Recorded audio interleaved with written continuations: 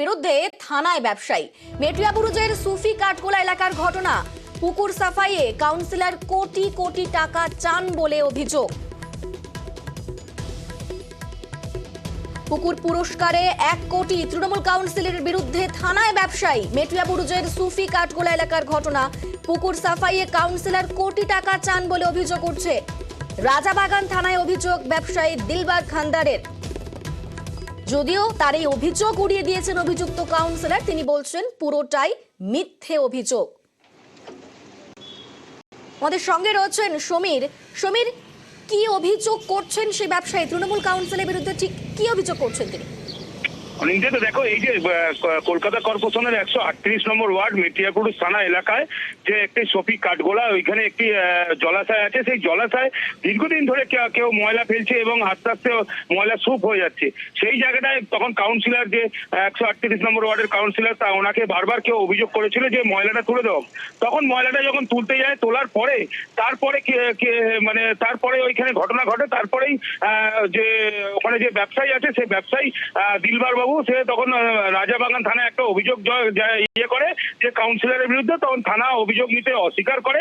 তখন তারপরে থানা টালবাহানার পরে অভিযোগ নেয় এবং লিখিতভাবে অভিযোগ নেয়। কি অভিযোগ নেয়? যে কাউন্সিলর ওনার কাছে 1 কোটি টাকা চেয়েছে এবং যে ওখানে যে প্রজেক্ট হবে, সেই প্রজেক্টের উপরে একটি ছাদটা ওনাকে দিতে হবে, সেটা উনি অস্বীকার করে। আচ্ছা সমীর, তুমি আমাদের সঙ্গে থাকো।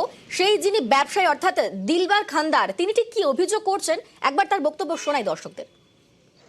আমি লোন নিয়েছি, অনেক টাকা লোন নিয়েছি। লোন নিয়ে এইসব প্রজেক্টগুলো প্ল্যান করে কাজ করছি, কিন্তু এই যা ডিস্টার্বেন্স করছে কাউন্সিলর, তো আমি লোনগুলো চুকাবো কি করে?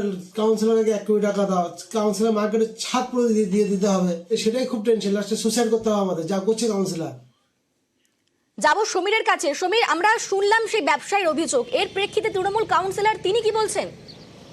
দেখো, কাউন্সিলর তখন সম্পূর্ণ অভিযোগ করেছে 1 কোটি টাকা যেটা চেয়েছে, সেটা সম্পূর্ণ অভিযোগ অস্বীকার করেছে এবং উনি বলেছে আমার কাছে অভিযোগ বারবার এসছে যে ময়লা ফেলা হচ্ছে, সেই জন্য আমি পরিষ্কার করতে গেছি।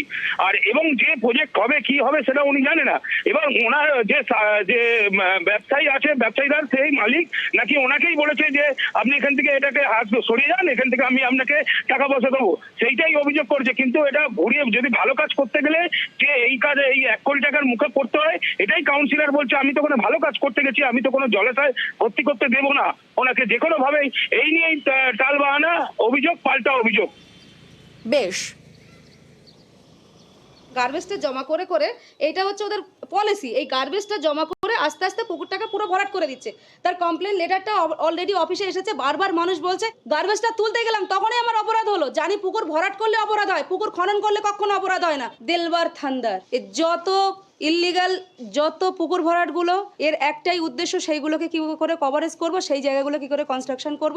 আমি তো বলবো পুলিশকে দিয়ে একে অ্যারেস্ট করানো দরকার। অভিযোগ আপনিও করতে পারেন, অভিযোগ থার্ড পার্টি যে কেউ করতে পারে কারোর নামে। সেই অভিযোগটা কতটা সত্য, কতটা যাচাই করতে হবে। আর এবার যে খবরের দিকে নজর